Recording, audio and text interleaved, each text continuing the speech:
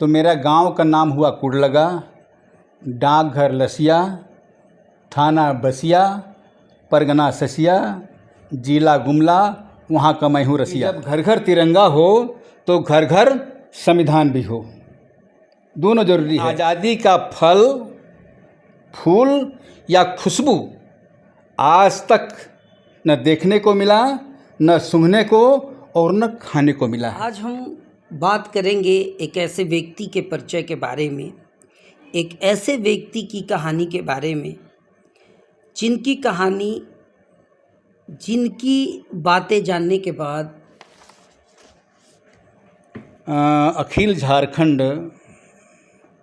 अखिल भारतीय अनुसूचित जाति समन्वय समिति की ओर से, चूँकि मैं प्रदेश का एक पदाधिकारी हूँ, दूसरा मैं ऑल इंडिया SC/ST एकता मंच झारखंड प्रदेश का अध्यक्ष भी हूँ, और इसके पहले मैं डॉक्टर अंबेडकर राष्ट्रीय एकता मंच का महासचिव था।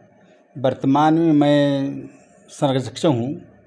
तो तीनों संस्थाओं की आपकी ओर से आप ऑन द स्पॉट को मैं कोटि कोटि नमन और जय भीम कहता हूँ। जी, आपने अच्छी बात कही है। आपके जीवन का कुछ ऐसा सफ़र बताइए जो आपके शिक्षा से लेकर और अभी तक का। जी, मेरा नाम हुआ बंसलोचन राम।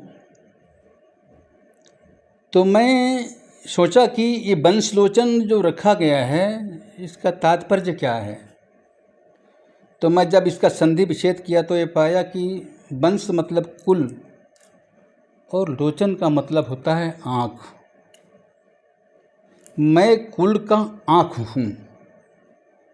मैं जब अपना अध्ययन किया तो मैं और हमारे बाबूजी भी, चूँकि हमारे बाबूजी 1950 में मैट्रिक पास किए, अमृत स्मृति से चामू राम, और मेरा माता का नाम चंद्रिका देवी। मेरी माँ तो नहीं पढ़ी थी।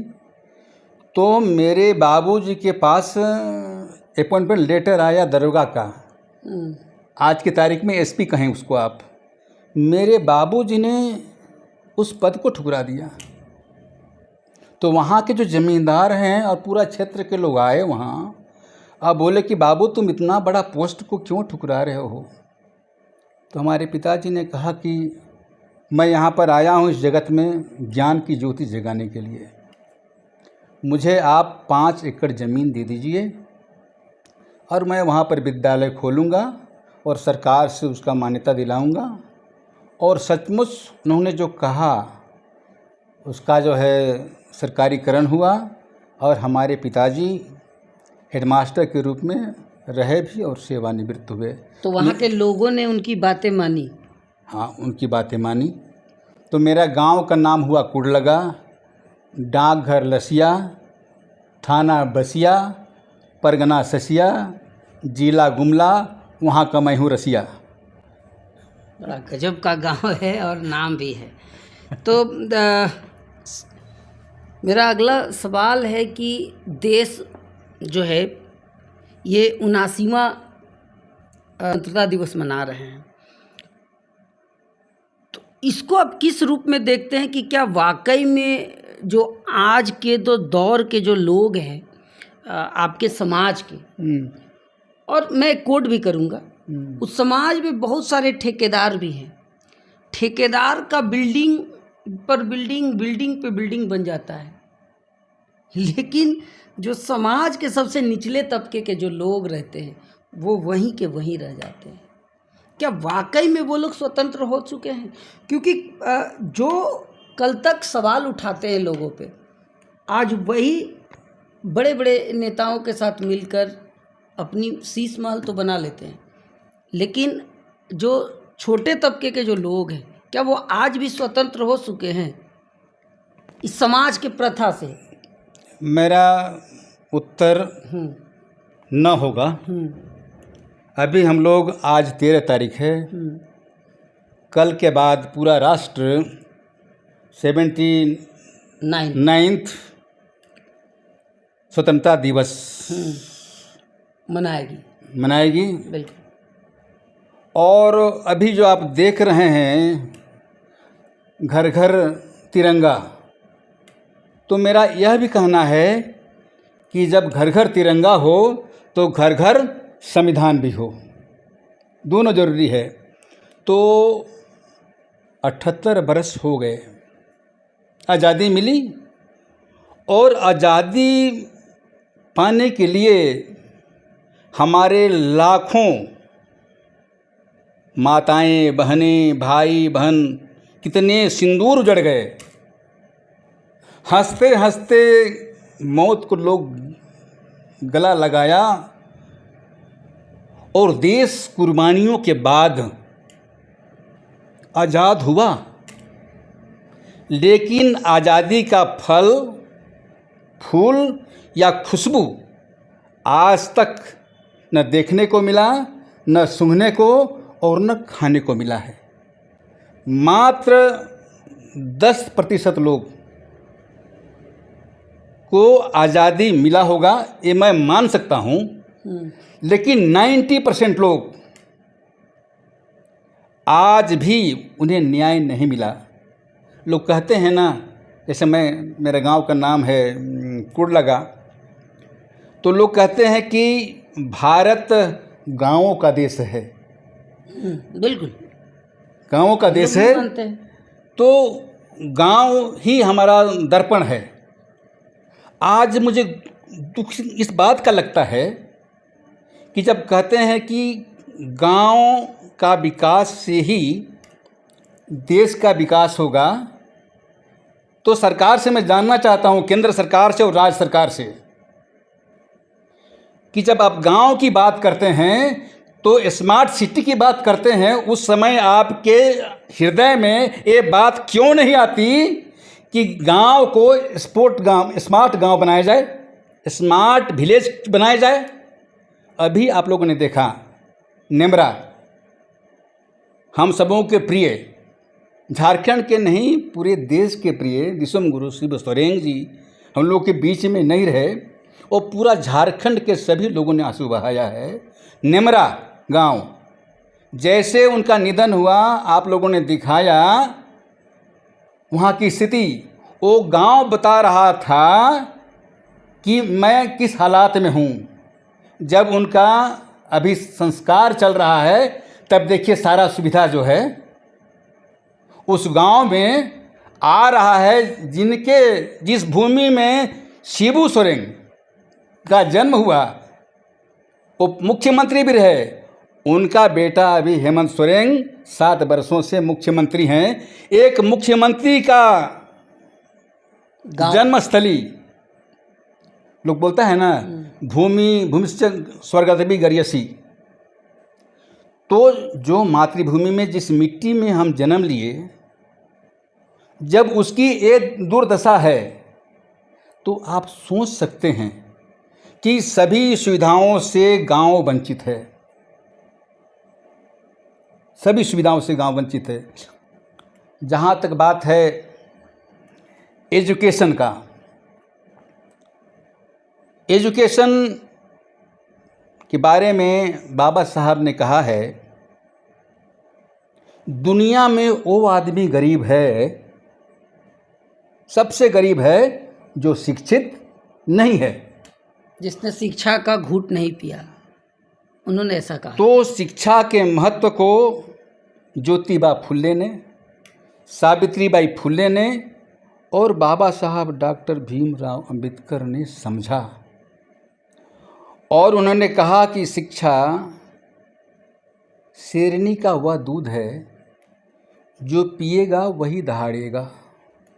दूसरा बात उन्होंने कहा कि शिक्षा पुरुषों के लिए जितना आवश्यक है, उतना ही महिलाओं के लिए भी आवश्यक है।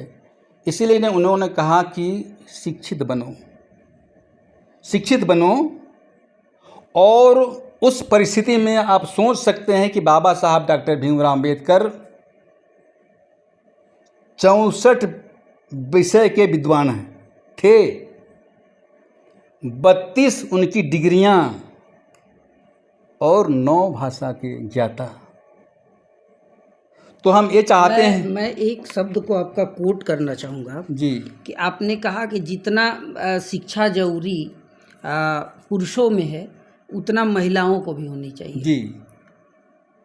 आप बंसलोचन जी इसको किस तरह से देखते हैं?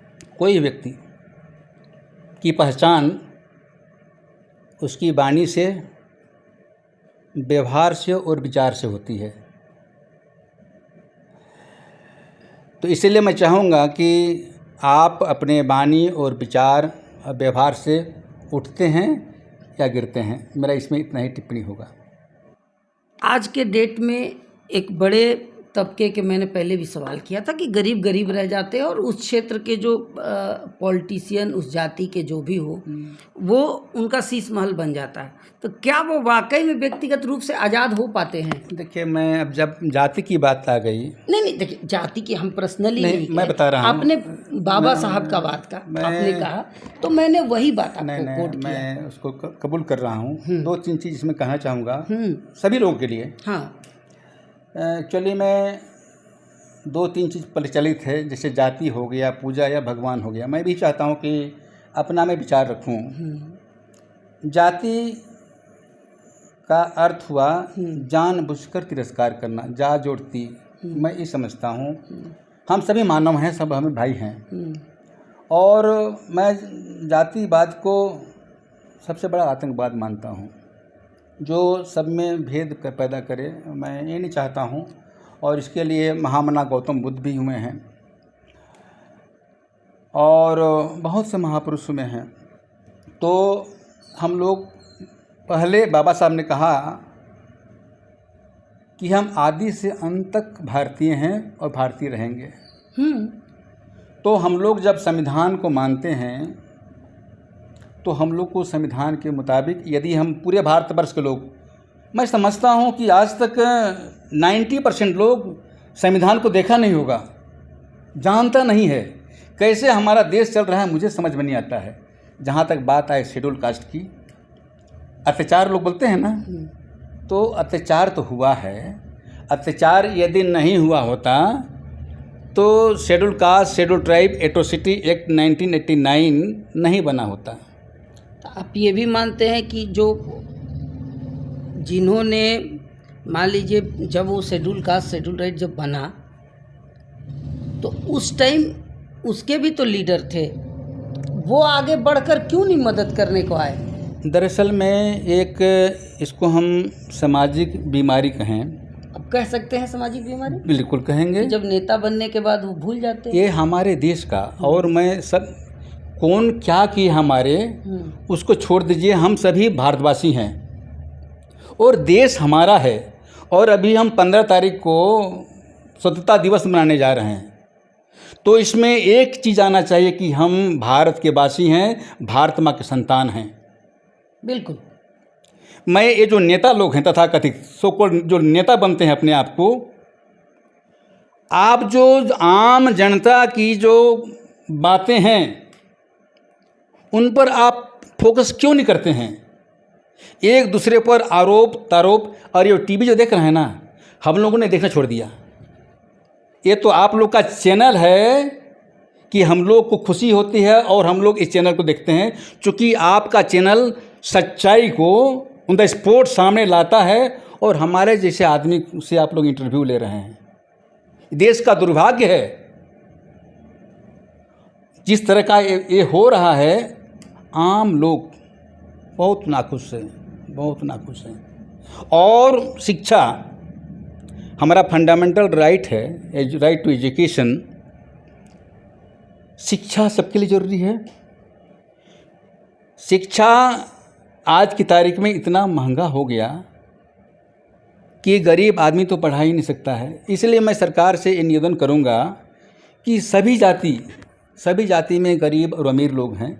विशेषकर जो गरीबी रेखा के जो भी लोग जीवन यापन कर रहे हैं, सभी लोग, मैं किसी एक कास्ट का नहीं हूँ। हमारा देश है, हमारे देश में रहने वाले सभी लोग अपने प्यारे भाई और बहन हैं।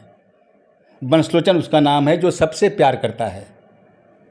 इसलिए मैं सरकार से, केंद्र सरकार से और राज्य सरकार से ही आग्रह मैं कर रहा हूँ इस स्वतंत्रता दिवस के पूर्व संध्या में कि देश के जितने भी लोग हैं जो गरीबी रेखा के नीचे जीवन यापन कर रहा है, प्रधानमंत्री जी और मुख्यमंत्री जी सभी के लिए फ्री एजुकेशन कर दीजिए, विशेषकर महिलाओं के लिए। जितने भी हमारे देश की आधी आबादी की आप बात करते हैं ना, अब मत दीजिए नौकरी, उसकी कोई आवश्यकता नहीं है। खाली हमारी माताओं और बहनों को आप पढ़ा दीजिए, वो अपने रोजगार ढूंढ लेगी। क्योंकि एक बेटा जब पढ़ता है तो वह स्वयं अकेले पढ़ता है, लेकिन जब एक बेटी पढ़ती है तो पूरा परिवार पढ़ता है।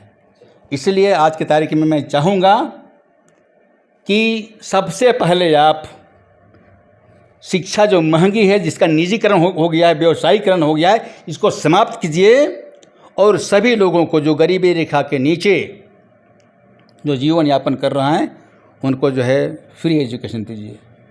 बहुत बहुत धन्यवाद आप सबों को। वाकई में बंसलोचन जी ने जो बातें कही उसमें काफ़ी गहराई है और लगातार इसी तरह के हर एक खबरों को, इसी तरह के हर एक बातों को जानने के लिए आम नागरिक के साथ हो रहे या आम बोलचाल में हम कह सकते हैं समाज में हो रहे कई ऐसी समस्याओं पर लगातार हमारी इसी तरह का एपिसोड आता ही रहेगा। आप बने रहिए ऑन द स्पॉट 24 के साथ। मैं दीपक चौबे। जय हिंद, जय भारत।